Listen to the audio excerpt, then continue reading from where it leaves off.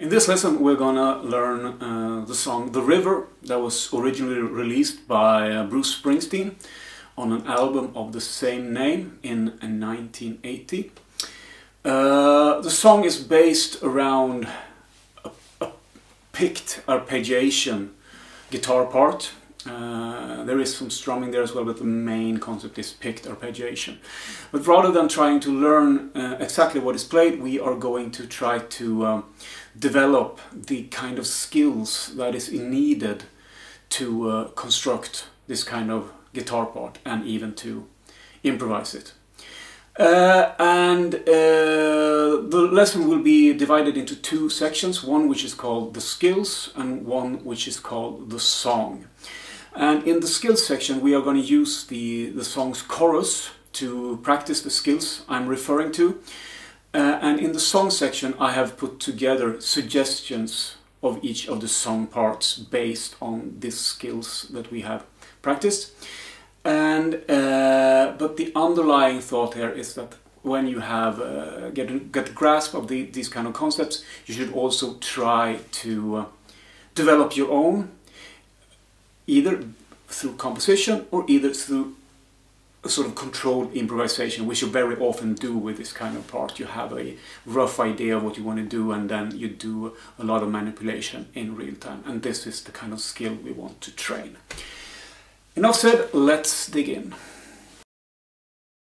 Before we start arpeggiating, we are going to take a look at the chords of the chorus and learn a strumming rhythm that you will be useful for you in the song, because there are parts of the song who is entirely strummed, and here's a pattern that I am suggesting you can take as a starting point and then do variations of.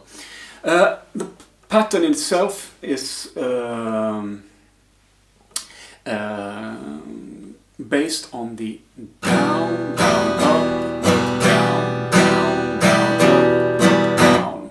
Probably the world's most common strumming pattern.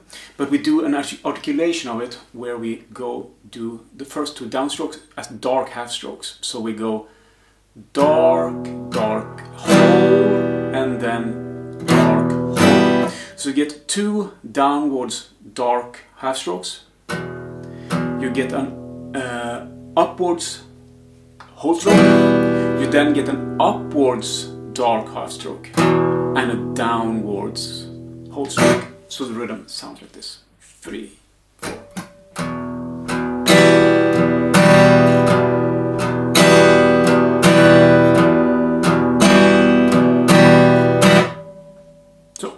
And here you get a video where you can practice this pattern over an E minor chord.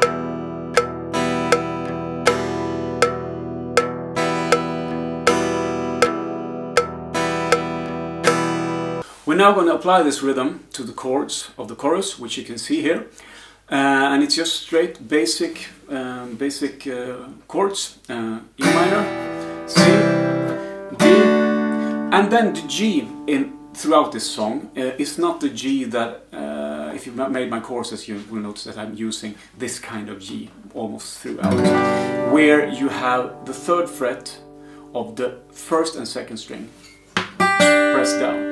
The G chord in this song is the one where you have an open 2nd string instead of pressing down the 3rd fret. So if it's more comfortable, you don't have to use the pick. So it's this chord.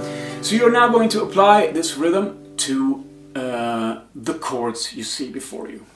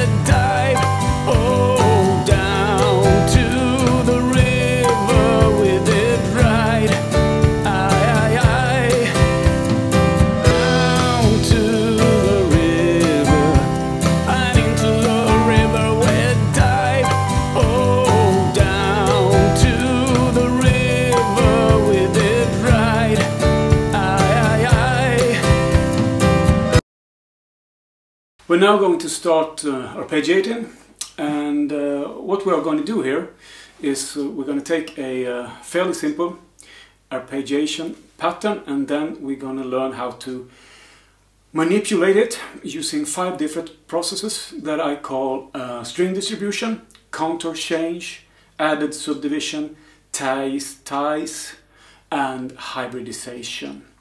And this will lead us through will give us a number of exercises that we eventually are going to put together to form a rhythm guitar part for the entire song. All the exercises you do, for maximum efficiency of this course, you should aim to be able to do them with the pick strokes I'm suggesting and without choking notes. So that should be your aim with each of these exercises. And the pattern we're going to start with is looks like this. And what we're going to do, we're going to play the root note of the chord, and then we're going to arpeggiate string 4, 3, 2, and back. Starting with a quarter note and then 8 notes and ending on with a quarter note on the 4. So we're going to get this 3, 4.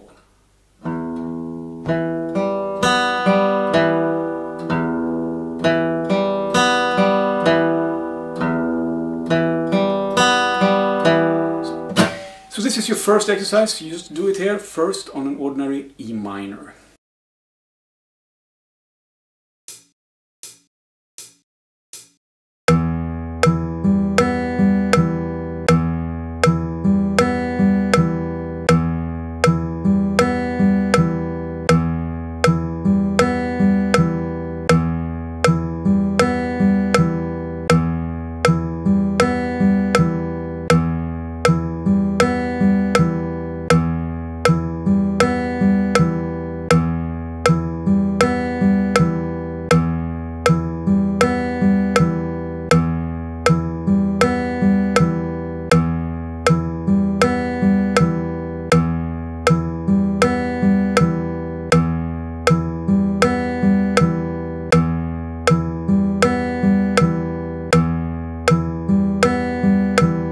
And you're now going to apply this pattern to the chords of the chorus. So what you're going to do, an E minor, that's what we did. When you get to a C, you take the root note of a C, which is located on the 5th string, and then you arpeggiate 4, 3, 2, and back. When you get to the D, you will need to move the arpeggiation to string 3, 2, and 1. And remember that the G we're using here has an open 2nd string. So just try that out, and remember, picking pattern and no choking.